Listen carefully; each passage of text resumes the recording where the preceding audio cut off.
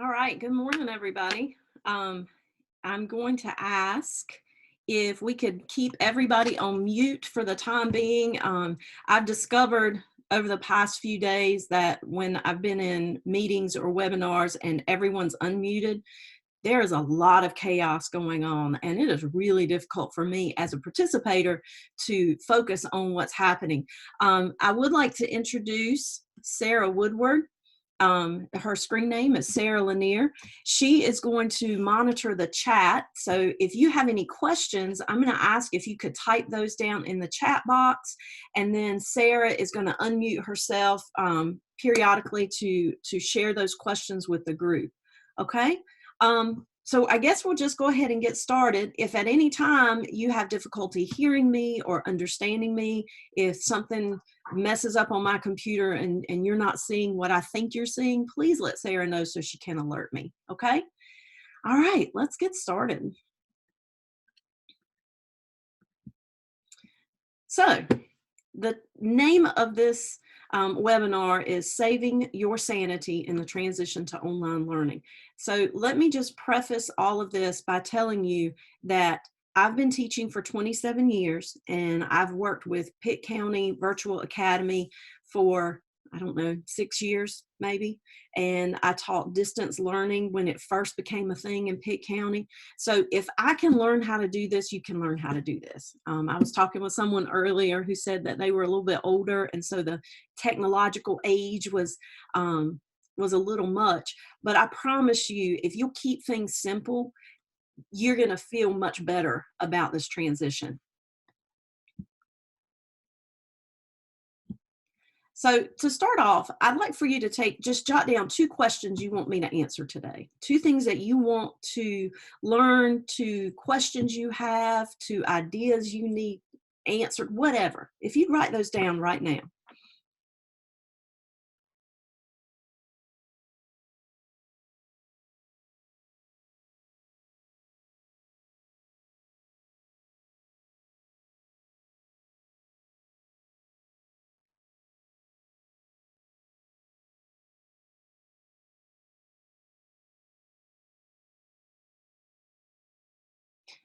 Now, before we jump in, I want you to notice what I did there. I know a lot of you are going to be conducting Zoom meetings and virtual classes.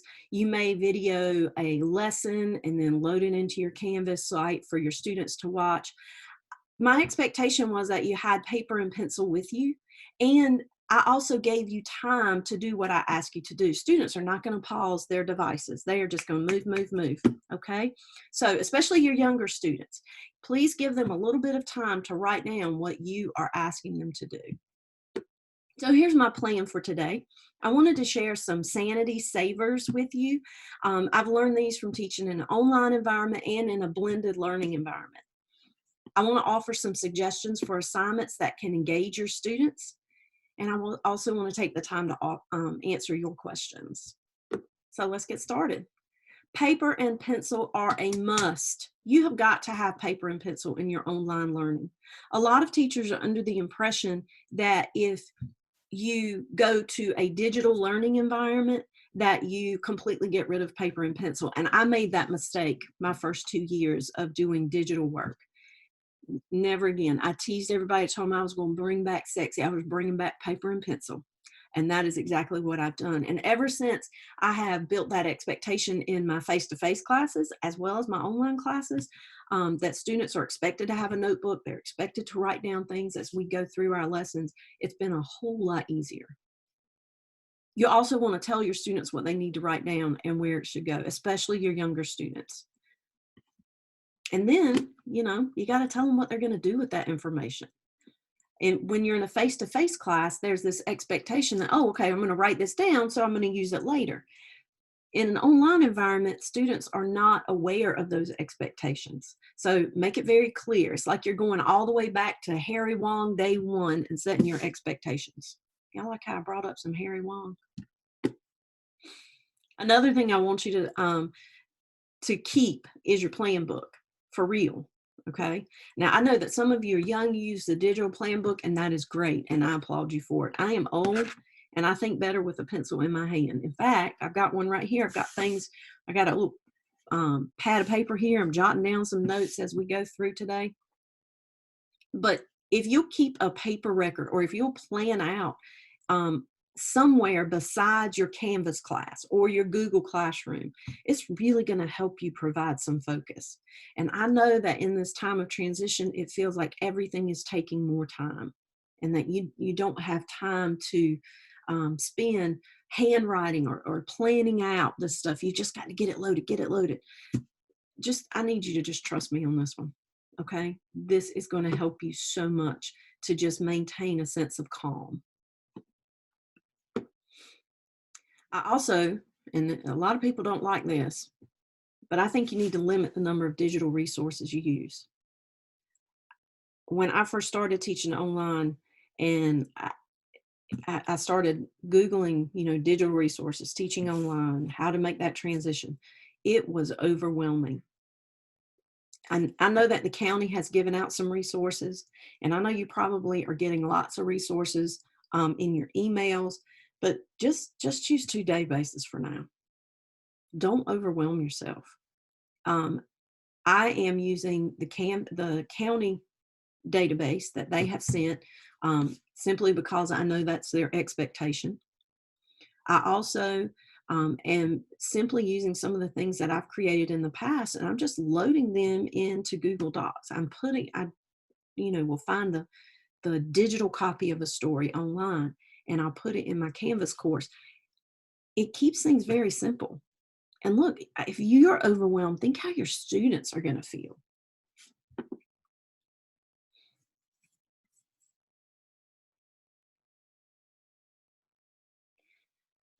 And then I'm going to encourage you to create your own videos. Show your students how to submit work.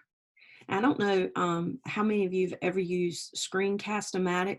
I love it, and I have a Mac, so I know I could do this on QuickTime, but Screencast-O-Matic was just something I learned early on, and I've kept up with it. So while I jump over and load Screencast-O-Matic, just kind of show you real quick how to use it, does anybody have any questions?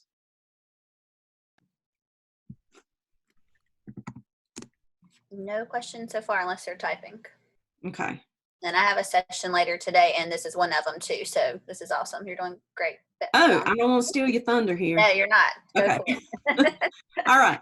So Screencast-O-Matic, for those of you who haven't used it before, it's free, which we love free. So just start recording for free. You click on that button, and it's going to tell you that you need to launch the free recorder. And this is kind of weird because I'm recording a recording, so it's going to be a little weird.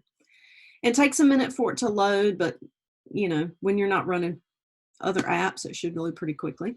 And they'll tell you the recorder is launched. And what happens is you get this box that appears around your screen. And I'm not sure if you can see what I'm seeing.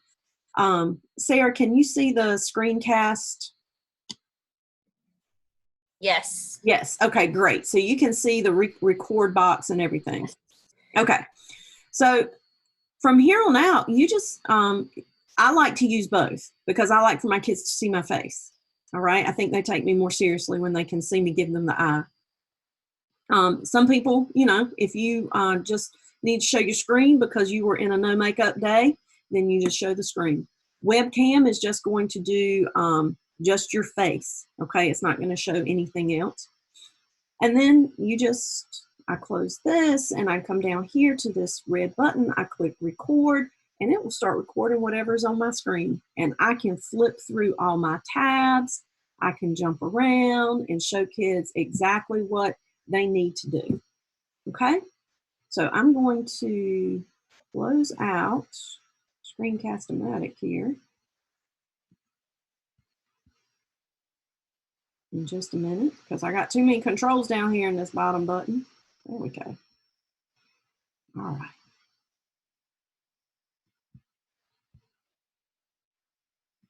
right. And look, there are a lot of different screencasting programs out there. There are a lot that work better on an iPad or a PC or Chromebook. You just find something that works for you. But I will tell you, since I started making my own videos, showing people how to do things, like navigate a Canvas course, or upload a document in Google Drive. It has made a huge difference. My kids will actually watch my videos instead of the help videos that I post, which I think is weird because I think the help videos are better, okay? But do take a few minutes and record your own videos and show them exactly how to submit work. If you're using Google Classroom and they've been using Google Classroom all year, I'm going to tell you again, you make a video and you show them how to submit work, because their parents have not submitted work, and parents are going to be monitoring what their kids do. If you've never used Canvas before and you're going to start using Canvas, you make a video of you showing the kids how to turn in a file, how to turn in a Google Doc, how to turn in a PDF, whatever it is you're asking them to do.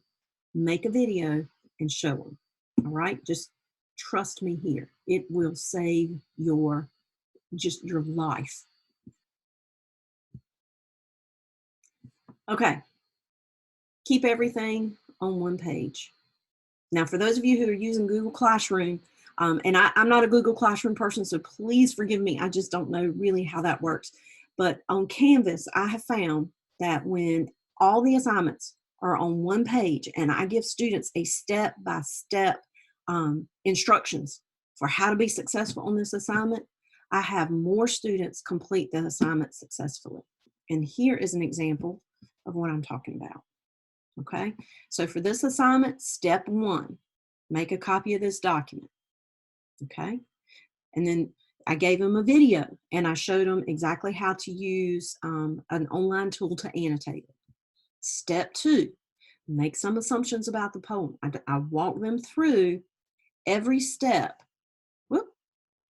that I expect them to do. I give them videos where needed. I'll give them specific instructions where needed, but they know from start to finish exactly how to manage those assignments. Are there any questions before we move forward? Dawn, you did have a question. I tried to answer the ones that I could answer. There Okay. was one from Erwin. I was trying to get some clarification. I think she means that she says, "Can this be loaded directly into a Google Doc?" I think she means to Screencast-O-Matic. Do you have those? Can you download or can you embed or load the videos into the Google Doc? Yes. So what you would do YouTube. is, and Sarah, I suspect you're probably going to give much more concrete details in your session later today. Maybe. But what I would do is save the video in just on your computer. Now, I have found, and maybe it's my computer, it might be my internet, I don't know. I have found that when I try to upload a Screencast-O-Matic video straight into YouTube, what happens is it'll load about halfway and then quit. So I have been more successful just saving the video on my hard drive and then uploading that video into YouTube. Now, all that aside, in Google Docs, you can insert a link to a video on YouTube. And I'm under the impression you probably could insert the whole video, but I'm not really sure how that works because I teach high school, so it's easier for me to just link things out because I know kids will do the links. I hope that Yeah. helps. Yeah, I think the link from YouTube, and I agree with you. I have not had success with uploading it straight to YouTube, so I typically download it to my computer or save it to my computer and then put it on YouTube and then share that link with people. Okay. Were there other questions? There were, but I think I got them answered. They're just wanting to know the difference between like Screencast-O-Matic and Screencastify, which I shared with them, and that was pretty much it. Okay. Let's see, there's a question right here. People are just sharing other options that they have used as well. Oh, So good. that's it. Yes, that's what I love. Thank you so Yeah. much. I'm going to go back through those. Yes, Danielle's right about Screencastify, so she's got it. Okay. A lot of them have used some different types of video tools, so that's really good. Yes. And find what works for you. And once you find what works for you, stick with what works for you. I find especially young teachers, and please, if you're a young teacher, please know that I am not speaking negatively about you. But I have a lot of my BTs that will come to me and they'll complain or they will be stressed, and they're one of the sources of their frustration is they're trying to do too much when just doing one or two things will suffice. And I get you want to be successful, and nobody wants you to be successful more than I do. Trust me on that.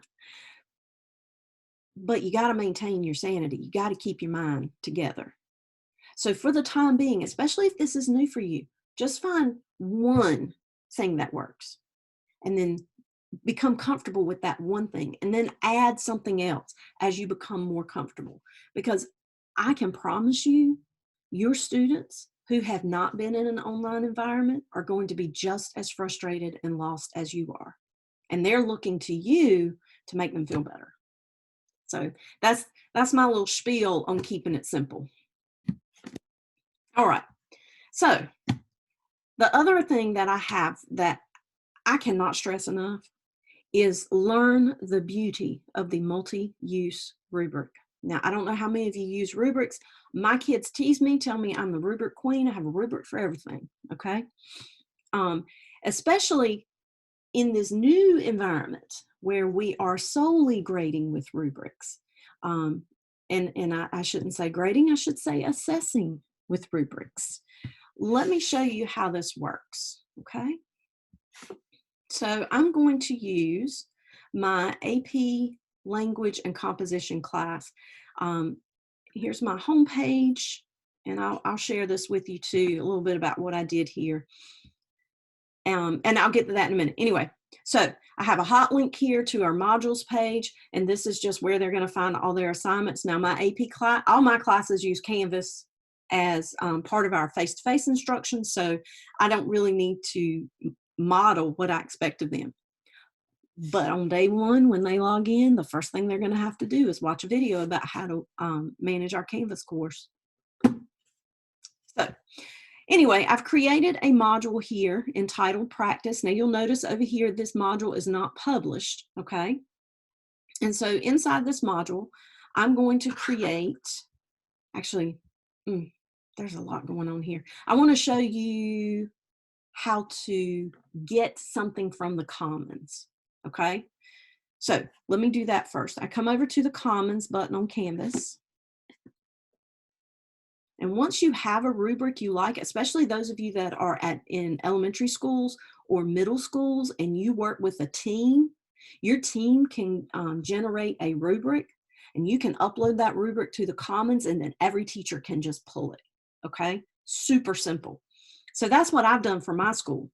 We use a constructed response rubric in our school that everybody does this for all constructed responses. These are just paragraph responses to a text, okay? Our history people use it, our English people use it, our science people use it, everybody uses the same thing, okay? So I created an assignment that was blank, and all I did was just add the rubric, all right? And I'm gonna show you how to do all that in just a minute, okay? And so then I click over here, import download, and I can choose which class or classes I want to put it in. Now, I've already put it in my AP Language and Comp class, but I'm going to do that anyway. And it says it may take a while to see changes in your course. So give it about 10 minutes. Sometimes it does take a little bit of time. But I was Johnny on the spot, and I did this earlier. So here I am. Go to my modules. So now I'm ready to upload this assignment.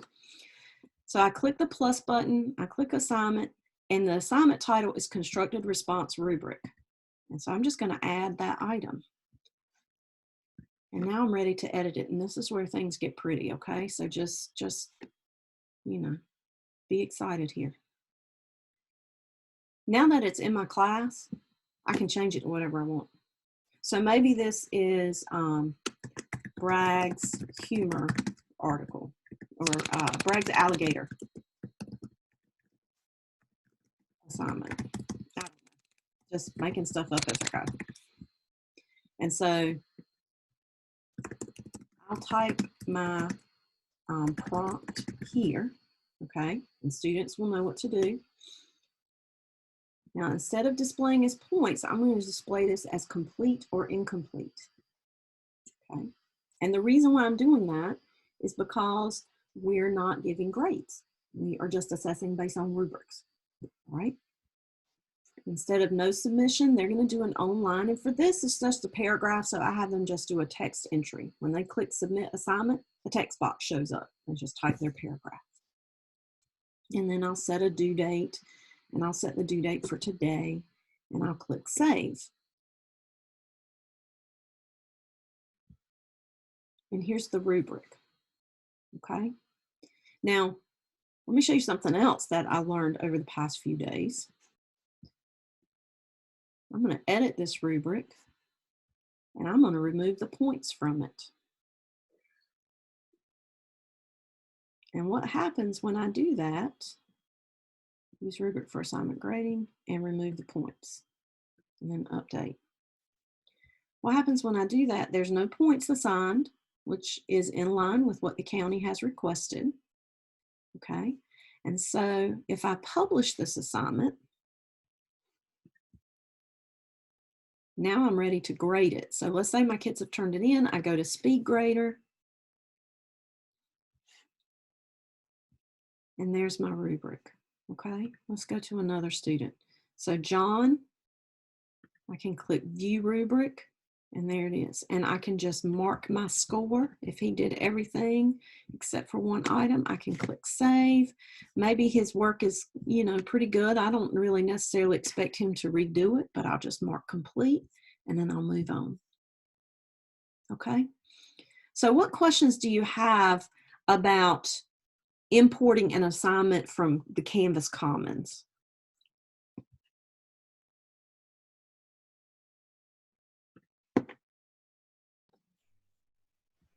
No questions yet, Don. No questions. Okay. I didn't know you could do the no point thing on the rubric. That's cool.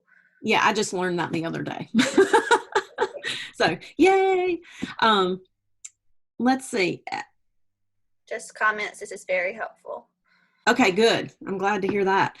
I did want to also show you that, and I'm going to use this proposal assignment, I think.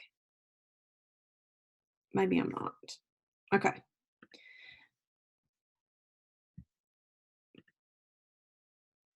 Yes, I am. Okay, so I'm going to just use my Rick Bragg alligator assignment. Let's say that I create, okay, so let me back up a minute. Those of you who are interested in using common rubrics, the easiest thing to do to share out those rubrics with your team or your school is to create a blank assignment in Canvas, just like I did. Now, I named my blank assignment Constructed Response Rubric, so people would know what they were looking for, all right? And just because I've changed the name to Bragg's alligator assignment, I can still come back in and get the constructed response rubric at some point, but it's not showing up right now. You can copy an assignment, you can duplicate the assignment, whatever, okay? So that's one way to do it. If you create that blank assignment, which I'm going to do now, I'm going to create a new assignment, and it's going to be called Practice 1. Add that item, okay? So I click here, and I'm just not going to put anything in there. I click Add Rubric. I can name my rubric Practice 1 Rubric. All right, and then I can just go in and create my criterion. So let's say I was interested in grading them on organization. And so here for full marks, and I'm going to put 3. Canvas does require when you're creating the rubric to assign points. You can remove those points later, but they have to have points when it's assigned. So instead of full marks, I like to call it excellence. And let's see, then down here, you did everything.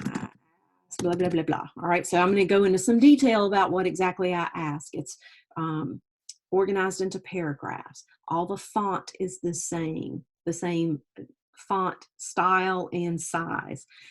Maybe it's, I included a table of contents, whatever you're asking them to do. And then I'm going to click the blue button here, and I'm going to create another rating, and it's going to be 2. And this is meets standard. Now, you all know that a lot of students believe that excellence and meeting standard are the same thing. Now, with the rubric, I can show them that's not the case. Maybe they answered the question correctly. Maybe they did the basics, okay? So here I would just put what my basic expectations are. Now, y'all are back at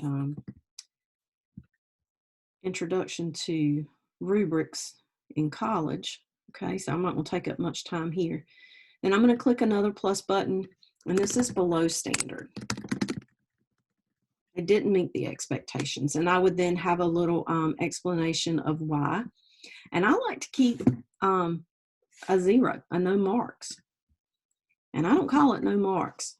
I call it unacceptable submission, because they didn't do anything that I asked them to do. So they don't get credit at all for that category. Okay? So are there questions right now?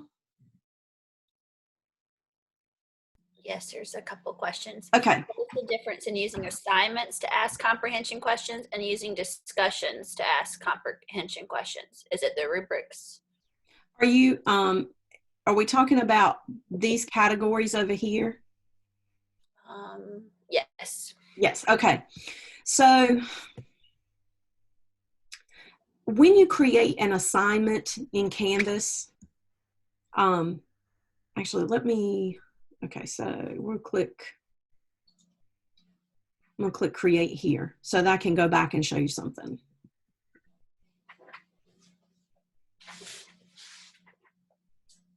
Okay, here we go. All right, so when you create an assignment in Canvas, if you look at this drop-down box, you can create an assignment, you can create a page, which is just going to have information for students. You can create a discussion, all right? So let me create it. Everybody can see a discussion. And that's what you want to remember. All the class members are going to be part of this discussion. So you are going to want to set your expectations for what an academic discussion looks like online.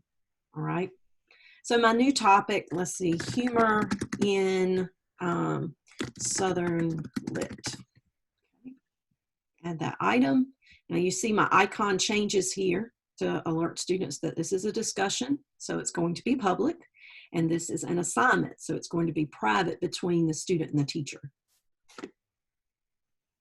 So I click on Humor in Southern Lit. I'm going to edit it. And then I'll type my questions for discussion here. And you can allow threaded replies. I don't do a podcast feed in discussions just because I found that students tend to get a little overwhelmed with that. So anyway, I don't. I do let the students know it's going to be graded, and I allow liking. This is also, the second box is pretty important too. You ask a question and students have to reply to that question before they can see the other students' responses. I find that to be helpful simply because I want them to think about the question before they see what other people wrote. And you know you've got that kid that's going to be really quiet until everybody else starts talking, right? So let's say this is going to be a 10-point question. I'm going to mark it complete or incomplete, and we'll make the due date again today. And I'm going to click save. Save, hello.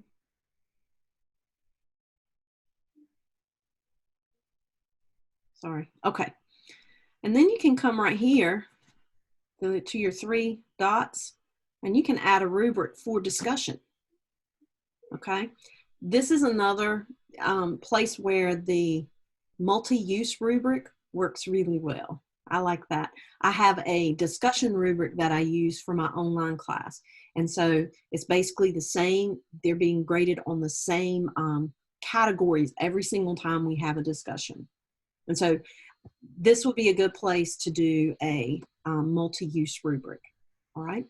I hope I answered your question. Yes, I think you did, Dawn. And then someone else had a question. Can you show where you get the rubric again when you're doing the assignments? Yes. I'm assuming you don't, oh, sorry. I'm assuming you don't mean from Commons. Yeah, like when you did it, like a while ago when you added. Okay. So let's go back to, all right, I'll just create another assignment. Hello.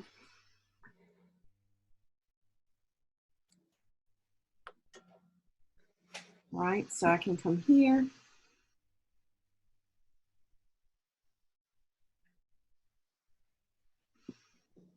Now I can just add a rubric, and I'll show you how to go get one. Once you have a rubric in your class, now mine is, where I go is going to look a little chaotic, okay? Because I've been doing this a long time, so I have all my rubrics and classes listed.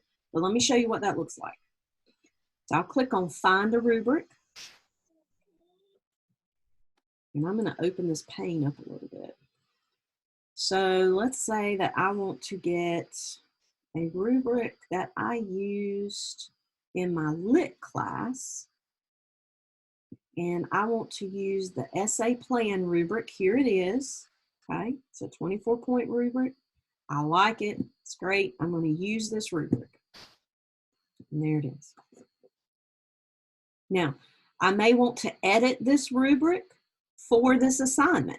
I can do that. Now, you might click edit and Canvas says you can't edit this rubric. Yeah, you can. So I know for the time being, I know I'm going to want to use this for assignment grading. I want it to show up on my speed grader pane. And I also want to remove my points from the rubric, and I'll click update. And now that rubric can be used for this assignment. Does that help? Yes, that helped her. Okay. Any other questions?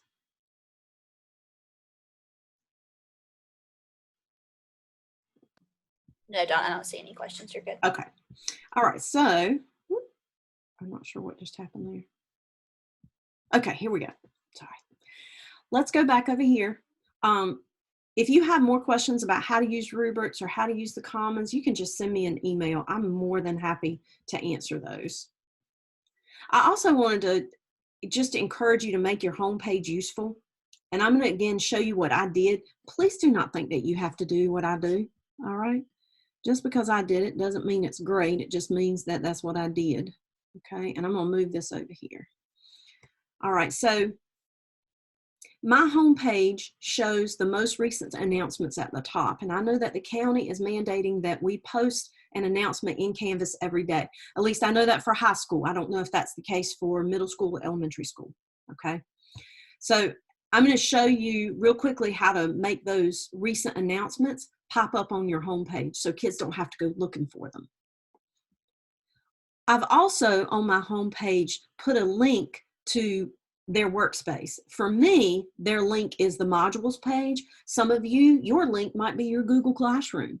All right, so as soon as kids log into Canvas, they can see their announcements, and then they can click on this link down here and it'll take them straight to either Google Classroom or your Edmodo page or whatever. All right, so I'm going to come back here. I've got to move this again.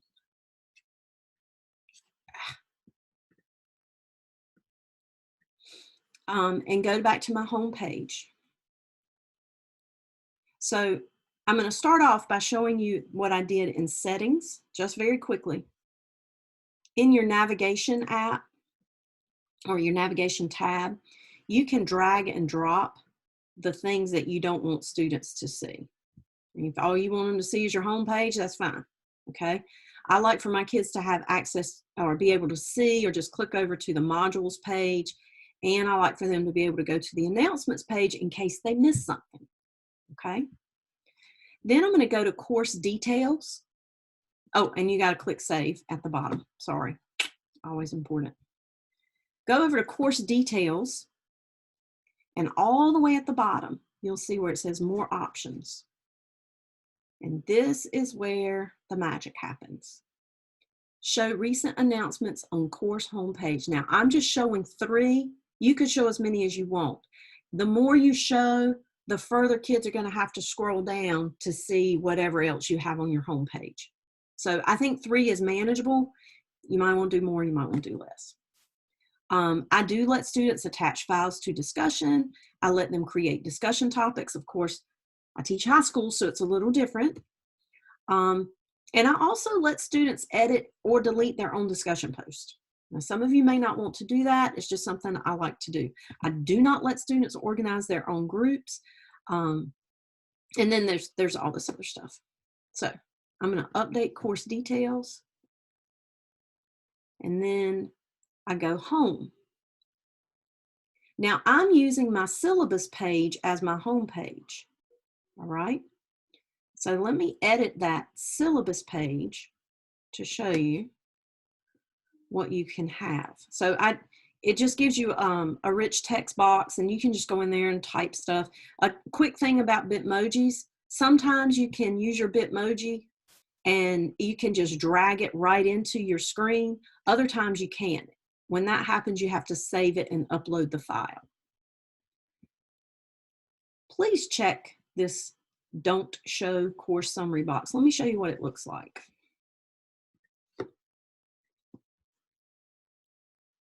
Did I do it? I may have just canceled that.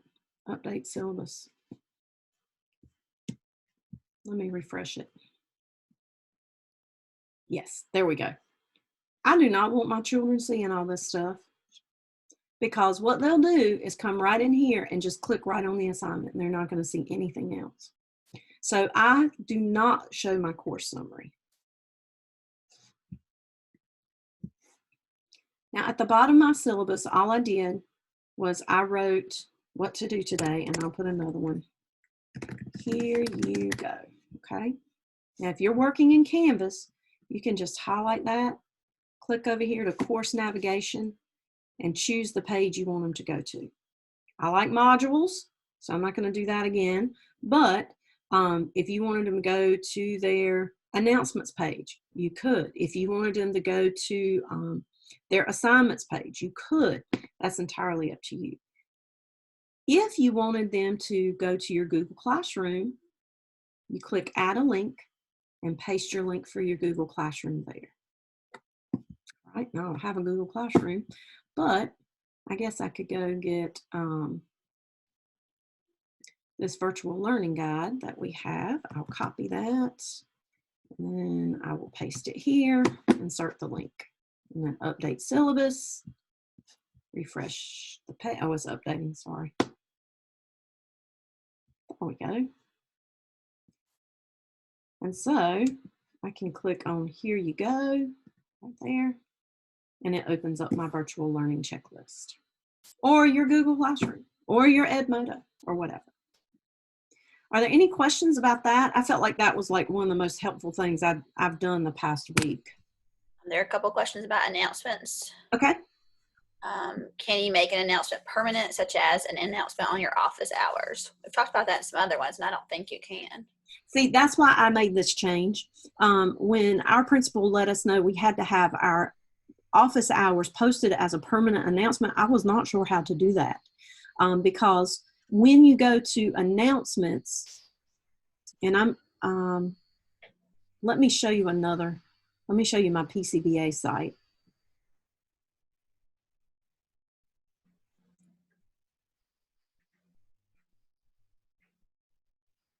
Okay, so when I go over to the announcements page, the new announcements appear at the top. And so if I put my office hours down here, all the way in the very first announcement, kids are going to have to look for it. Or maybe I should say parents will have to look for it. So that's why I changed, and I'm using my syllabus page as my home page, and just making this my office hours the first thing that shows up there. I'm not putting a lot on this page. They've got their link to their hot link to their modules. They can see where the office hours are. I've got my email, my Google Voice number, so they know how to get in touch with me. That's the only solution I could come up with. Yeah, Beth said, and then Beth Madigan said that there was no way to pin an announcement like you can in like other social media worlds. I think like Twitter or something. Okay. Can you show again where that course summary checkbox is? Sure. So again, this is only going to be available on your syllabus page. All right. So you click edit on your syllabus page, and it's right here. It's right underneath the rich text box where you would insert all of your information.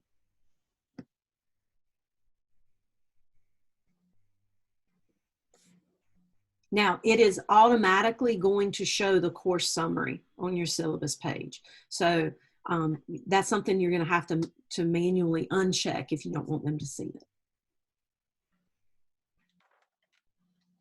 Any other questions? Yeah.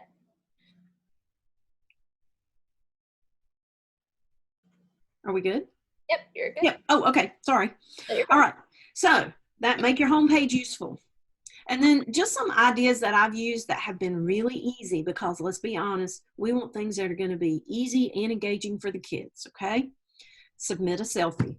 One of the best assignments I came up with 2 years ago, and I know this is stupid, that I am so proud of this assignment. When I have my students, my online students, read a book, they have to submit a selfie of them with the book. That is the one assignment I can guarantee every single one's going to turn in. I don't know if they'll read the book, but they have submitted proof that they got the book.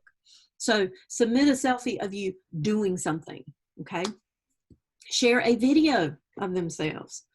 I have my kids share video of them teaching a grammar lesson to a younger kid. So they got to go find a young kid and teach to them.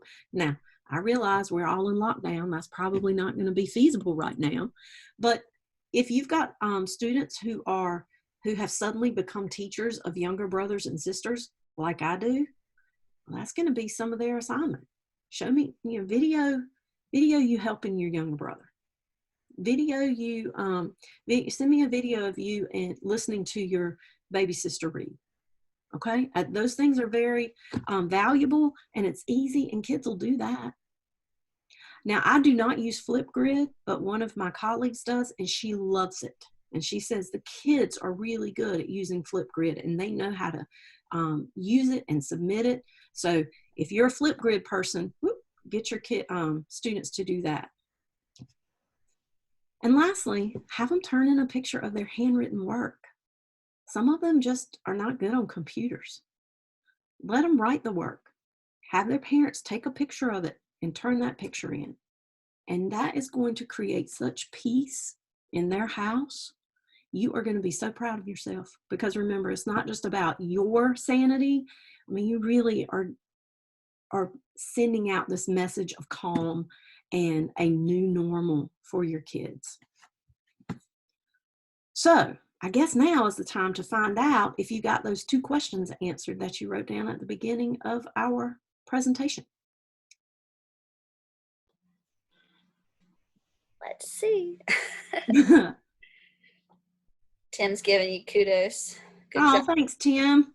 Great point, Dawn. Create opportunities to be engaged in learning. Janelle said, yes, calm is important. Teacher and mom of an 8th grader, 6th grader, and pre-K kiddos. Woo, bless your heart. Everybody's saying thank you. Very informative. What are reasonable timelines for assignments to be turned in? That's from Jenny. That's a really good question. And I think the answer to that question depends on how engaged your students are. I can tell you exactly what I'm doing. Now, for my AP kids who already have an expectation, they know they're supposed to go online for a little bit every day. I teach AP juniors. So, of course, my expectation for them is much higher than my standard sophomores. All right. I am, for my very lowest learners, I am posting 3 assignments per week.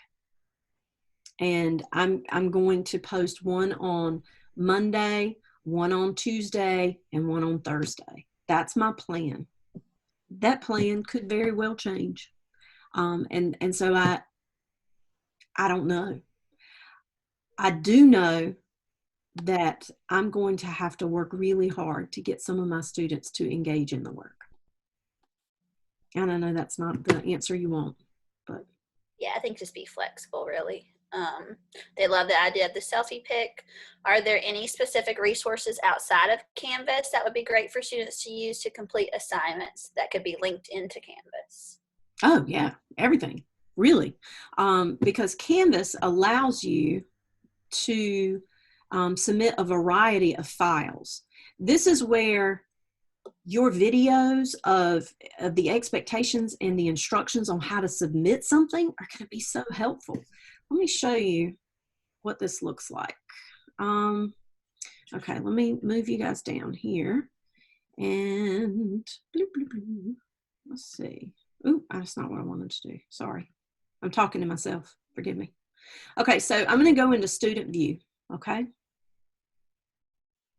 And so as a student, I know that I have to submit this of mice and men title assignment. All right. And there's the assignment. And I go up here to submit assignment. And I have a lot of options. I can upload a file. All right. So if I take a picture of my handwritten work, I need to save that picture to my computer. And then I'll choose the file, just like y'all are familiar with that. And then I'll click submit assignment, so I'll get that file. I can do a text entry. Now for this assignment, text entry is not the best choice.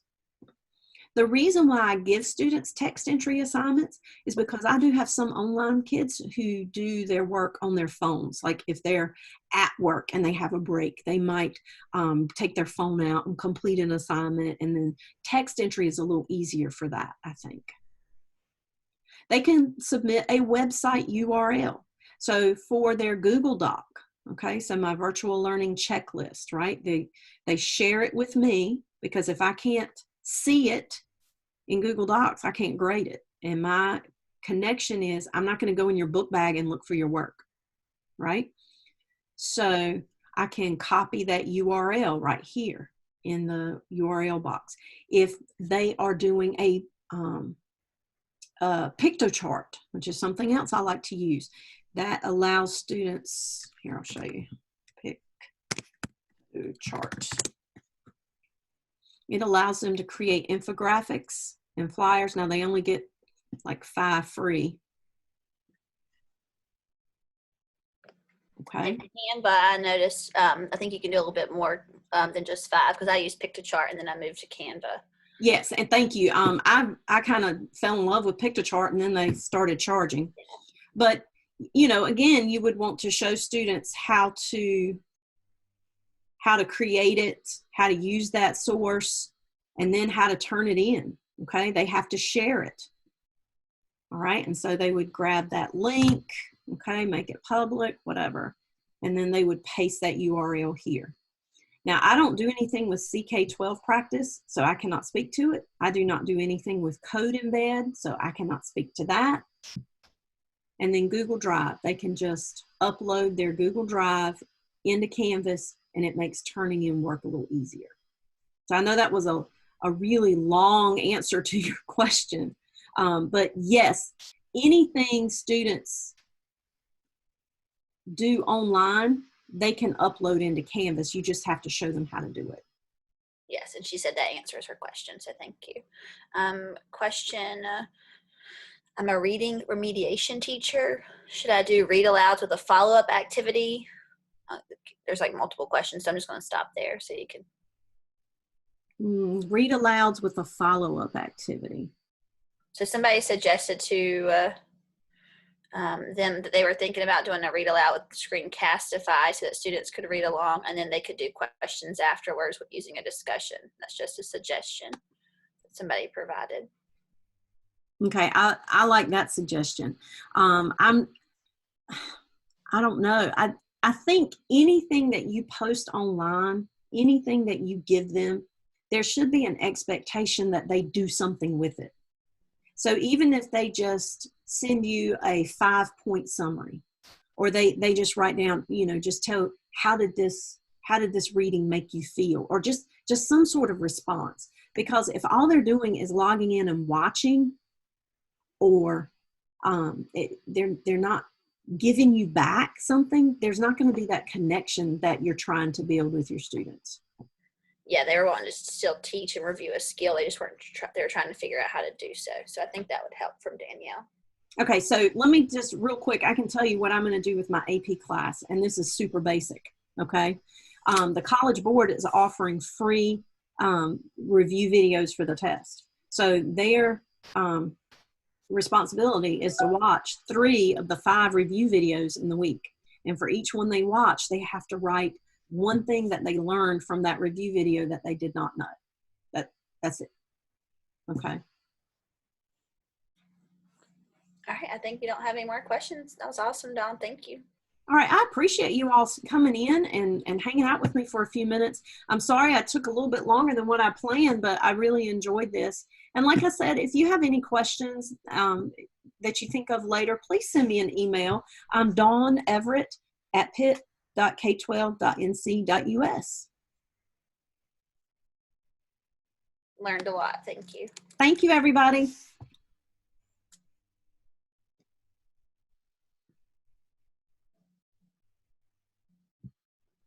And then Dawn, when you're finished, will you send us the recording link for your YouTube, and then we'll add it, and we can add your slideshow as well to the webinar list. So if anybody wants to refer back to it, they can. Okay. So, all right. So you're good. You can leave the meeting, and then it will automatically start saving, like converting it to an MP4. You promise? Because I didn't click anything to make it do that. It's recording. It says it right here. Whew, okay. You're good. It recorded it. You're good. All right. Let me know if you have questions, though, and I can help if needed. All right. All right. So I'm going to go ahead and end, and then I'll send you the link to the recording and the slideshow. Perfect. Thank you. Right.